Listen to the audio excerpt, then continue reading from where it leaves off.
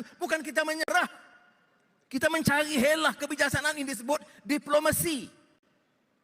Kemudian lebih ramai.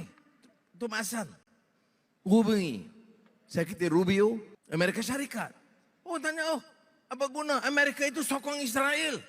Tapi kita nak cari penyelesaian. Penyelesaian itu ada kebijaksanaan. Memerlukan kebijaksanaan, bukan kita menyerah. Kita mencari helah kebijaksanaan ini disebut diplomasi. Kemudian ada seorang lagi yang berpengaruh. Menurut Amir Khattar, menurut Perdana Menteri Muhammad bin Salman Arab Saudi, menurut Tayyip Erdogan, Deta Anwar, cuba hubungi Witkoff, Steve Witkoff yang mengepalai rundingan di antara Hamas dan Israel. Saya kata baik. Terus tugaskan Saifuddin Nasution. Cari Witkoff, bagi tahu anak-anak kita ditahan di penjara Israel. Kita minta kerjasama dia bebaskan. Jadi Amerika Syarikat, Jordan, apa kita setuju semua dengan Jordan? Tidak. Kita setuju dengan kata semuanya? Tidak. Saya harap rakan-rakan paham ini.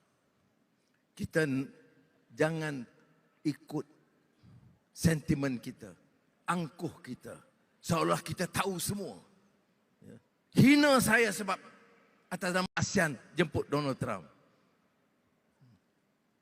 Perdana Menteri yang paling tak guna. Bukan isunya. Bukan soal dagang sahaja. Tapi soal kebijaksanaan. Politik harus ada. Kematangan harus ada.